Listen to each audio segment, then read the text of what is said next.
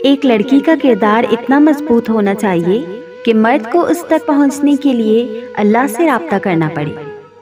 جب احساس ہو جائے کہ جس نامحرم سے آپ کو محبت ہے وہ آپ کا محرم کبھی نہیں بن سکتا، تو خدا کی رضا کی خاطر پیچھے ہٹ جانا چاہیے، تاکہ یوم قیامت جب وہ رب ذوالجلال پوچھے کہ اے میرے بندے بتا تو نے میری خاطر اپنی کون سی پسندیدہ شے چھوڑی، تو ہمارا دامن خالی نہ ہو۔ 100 باتوں کی ایک بات، نامحرم کبھی مخلص نہیں ہوتا، اور جو مخلص ہو وہ نامحرم رہنے نہیں دیتا، محرم بناتا ہے ہر حال میں، ہر قیمت پہ۔ خود کو بدلیں۔ آپ کا رونا، آپ کا اداس ہونا، آپ کی محبت کے جذبے اتنے غیر اہم نہیں کہ آپ کسی انسان کے پیچھے ضائع کریں۔ مانا کہ یہ تکلیف برداشت کرنا مشکل ہوتی ہے، مگر وقت گزرنے کے ساتھ کم ہوتے ہوتے ختم ہو ہی جاتی ہے۔ شرط یہ ہے کہ سوچوں پر قابو ہو۔ آپ کی شخصیت کوئی گری پڑی شے نہیں کہ کوئی آپ کو چھوڑے، بھول جائے، پھر بھی آپ اس کے پیچھے پیچھے لپکیں۔ آپ اپنے جذبوں کو پہلے اہمیت دیں گے تبھی کوئی دوسرا دے گا، لیکن ایسے کمزور بنیں گے تو روتے رہیں گے، پیچھے رہ جائیں گے، بے قدرے ہو جائیں گے۔ اس لیے اٹھیں، مسکرائیں اور خود کو بدلنے کی کوشش کریں، تاکہ کچھ لوگوں کو پچھتاوے کی مستقل مرض میں مبتلا کر سکیں۔ زندگی انمول ہے، اور خاص طور پر آپ اور آپ کی عزت نفس۔ جب کبھی محبت کی کوئی بات ہو تو بہت سے لوگ یہ کہتے ہیں کہ حضرت خدیجہ رضی اللہ تعالیٰ عنہا اور حضرت محمد صلی اللہ علیہ وسلم کی محبت کی شادی تھی، اس لیے محبت کرنا ہرگز غلط نہیں ہے۔ ایسا ہرگز نہیں تھا۔ ان کی محبت کی شادی نہیں تھی، بلکہ پسند کی شادی تھی۔ محبت اور پسند میں بہت فرق ہوتا ہے۔ پسند میں کوئی تعلق نہیں بنتا، محبت میں تعلق بن جاتا ہے۔ خود پر اختیار نہیں ہوتا، محبت کی کوئی حد نہیں ہوتی۔ حضرت خدیجہ رضی اللہ تعالیٰ عنہا کو آپ صلی اللہ علیہ وسلم کی شخصیت متاثر کی تھی، تو انہوں نے نکاح کا پیغام بھیجا تھا، ملاقات کا نہیں۔ اس لیے قرآن بھی یہی کہتا ہے کہ جب کوئی عورت پسند ہو تو اس سے نکاح کر لو۔ پسند کا لفظ استعمال ہوا ہے، محبت کا نہیں۔ یہ کچھ حدود ہے اللہ تعالیٰ کی، جو کوئی ان کو توڑتا ہے وہ سب کچھ پا کر بھی زندگی بھر بے سکون رہتا ہے۔ بہترین زندگی گزارنے کے لیے محبت بہت ضروری ہے، لیکن صرف محرم سے۔ ایسی محبت جس میں اللہ کی رضا ہو، اسی میں سکون ہے، اور یہ بات نہ سمجھنے والے بھی جلد یا بدیر سمجھ جائیں گے۔ اور اگر تم چاہتی ہو کہ تم خوش اور پرسکون رہو تو سب سے پہلے ہر اس انسان سے سخت لہجہ اختیار کرو جسے تم جانتی نہ ہو، جس کے اگلے پچھلے سے تم واقف نہ ہو۔ یہ نہیں کہ ایک دو دفعہ بات کرنے سے ہی کہہ دو کہ میں تو اسے جانتی ہوں بہت اچھا۔ تم اصل میں میٹھے لہجوں میں نرم پڑ جانے والی ہو۔ تم نہیں جانتی دنیا کیسی ہے، بے شک مرد اچھا ہو یا برا۔ دو طرح کے لوگ پائے جاتے ہیں اس دنیا میں، تمہیں پہچان کرنی ہوگی، انسان کو پہچاننا ہوگا۔ صرف اس انسان سے نرم رہو جو تمہارا محافظ ہے۔ ہر ہنسنے والا تمہارا سگا نہیں ہے۔ تمہیں خود کو پروٹیکٹ کرنا ہوگا۔ ہر انسان سے تم ہنس کر بات نہیں کر سکتی، کیونکہ اگلا کس سوچ سے تمہارے ساتھ بات کر رہا ہے تم نہیں جانتی، اور جب تمہیں سمجھ آتی ہے تب تک تم پر ایک ٹیگ لگ چکا ہوتا ہے، اور بد کرداری کا یہ ٹیگ لگانے میں تمہارے دوست، گھر والے اور آس پاس والے سب شامل ہوتے ہیں، بے شک تم سچی ہی کیوں نہ ہو۔ اس معاشرے کو بس عورت ملی ہے ذلیل کرنے کو۔ اگر لوگ جان لے کہ عورت کو عزت قرآن نے دی ہے تو وہ لڑکی کے جذباتوں سے کھیلنا بند کر دیں، مگر اس میں 50% ہم خود ذمہ دار ہیں، کیونکہ ہم سمجھتے ہیں کہ اگلا اچھا ہے تو اس سے نرم لہجے میں بات کرو، مگر نہیں، تم ہوا کی بیٹی ہو، تمہیں پتا ہونا چاہیے کہ سب ایک جیسے نہیں، سب اچھے نہیں، بس تم پر فرض ہے کہ تم سب سے سخت لہجہ اختیار کرو اور اپنے اوپر حرف نہ آنے دو کہ تم بد کردار ہو یا کسی سے گلنے ملنے والی ہو۔ پھر تم اچھی اور سچی نہیں رہو گی، تمہیں غلط کہہ دیا جائے گا، اور جب ایک بار تہمت لگ جائے تو صدیاں لگ جاتی ہیں اسے صاف کرنے میں۔ تمہارے لیے مریم اور یوسف کا واقعہ ہی بہت ہے کہ الزام لگانے والا پاک اور بد کردار نہیں دیکھتا، اسے الزام لگانا ہے اور تمہارے پہ کتابیں لکھنی ہیں۔ اس لیے بہتر ہے کہ اپنے لہجے کو اپنا ہتھیار بنا لو اور اپنی زندگی کو پرسکون کر لو، پھر دیکھو سب بہتر سے بہترین ہو جائے گا انشاءاللہ۔ بعض دفعہ واقعی کسی نامحرم سے محبت ہو جاتی ہے، ہاں اللہ کرا بھی دیتا ہے، لیکن اس کی اپنی مصلحتیں ہوتی ہیں۔ بعض دفعہ یہ محبت ہم پہ سزا بن کر اترتی ہے، ہمارے کسی غرور، کسی غلطی کی سزا، اور بعض دفعہ ہمیں کچھ سکھانے کے لیے ڈالی جاتی ہے، اور ان سب کا اینڈ بس یہی ہوتا ہے، اللہ سے قربت۔ میں سمجھتی تھی اللہ دل میں نامحرم کی محبت نہیں ڈالتا، مگر پھر مجھے پتا چلا بعض دفعہ یہ واقعی ہمارے دل میں ڈالی جاتی ہے، کبھی اپنی ذات کا غرور توڑنے کے لیے، کبھی کسی اور مصلحت کے تحت۔ مگر اس سارے قصے میں انسان سیکھ بہت کچھ جاتا ہے، خاص طور پر اللہ کے قریب ہو جاتا ہے، اسے پہچاننے لگتا ہے۔ ہاں یہ سچ ہے، بعض دفعہ محبت ہماری کسی گناہ کی سزا بھی ہوتی ہے۔ نامحرم کی محبت۔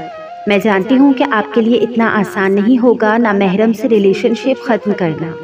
جس نامحرم کو اپنی زندگی سمجھتے ہو، صبح اٹھ کر گڈ مارننگ جان، رات کو گڈ نائٹ جان، اس سے اتنی محبت کرتے ہو کہ روز بات نہ کرو تو اچھا نہیں لگتا آپ کو، لیکن سچ کہوں یہ محبت سے زیادہ عادت بن چکی ہے آپ کی۔ آپ نے اس نامحرم کو عادت بنا لیا ہے، اور عادت کو پورا نہ کیا جائے تو سکون نہیں ملتا، بے چینی ہوتی ہے، جیسے نشے کی اور شراب کی عادت ہو جاتی ہے۔ ہم نے نامحرموں کو ایسی عادت بنا لیا ہے اپنی زندگی میں کہ ان کے بنا جینے کا سوچ بھی نہیں سکتے، لیکن ایسا نہیں ہوتا۔ زندگی اللہ کے ہاتھ میں ہے، کسی نامحرم کے نہیں، جس کے بنا آپ کو لگتا ہے کہ آپ مر جاؤ گے، اور سکون دینے والا بھی اللہ ہے۔ آپ کو لگتا ہے نامحرم سے بات نہیں کرو گے تو آپ کو سکون نہیں ملے گا۔ یہ اصل میں گناہ غذا بن گئے ہیں ہماری زندگی میں۔ ہمیں حرام ریلیشن شپ کی بنا اپنی جوانی بورنگ لگتی ہے، لیکن دراصل ہم نے اپنے دلوں کو بھر لیا ہے نامحرم کی محبت سے، کہ اللہ کی محبت کی جگہ بچی ہی نہیں۔ لیکن یقین کریں، نامحرم کی محبت ایک ایسا گناہ ہے جو دھیرے دھیرے آپ کے ایمان کو نگل جاتا ہے، انجام میں آپ کو ذہنی مریض بنا کر چھوڑتا ہے۔ عورت جب غیر مرد سے رابطے میں رہے، اس سے بات کرتی رہے، اس پہ اعتبار کرے، اپنے جذبات اس کے لیے خالص کر دے، اسے سوچے اور بہت سوچے، اس کی آرزو کرے، رات دن منتیں کرے، پھر روئے اور روتی ہی چلی جائے، تو اس ریلیشن شپ میں قصوروار صرف عورت ہے۔ مرد یہ سب افورڈ کر سکتا ہے اور کرتا رہتا ہے، عورت نہیں کر سکتی۔ وہ تو اس قصور کا خمیازہ بھگتتے بھگتتے تنکے سے بھی ہلکی ہو کر رہ جاتی ہے۔ قصور عورت کا ہی صحیح، مگر مجھے مرد سے صرف ایک گلہ ہے کہ وہ عورت کو اس بے اختیاری کے مقام تک لاتا ہی کیوں ہے جہاں وہ تماشا بننے پر بھی مجبور ہو جاتی ہے۔ عورت تو ایک مرد کے لیے مر مٹتی ہے، اسے مرد سے آگے تو کچھ نظر ہی نہیں آتا۔ اللہ چھوڑ دے تو اس سے پرواہ نہیں، مگر مرد چھوڑ دے تو وہ مر مٹتی ہے۔ اللہ اس سے محبت نہ کرے تو اسے کوئی فکر نہیں، مرد چھوڑ دے تو اس کا وجود ختم ہو جاتا ہے۔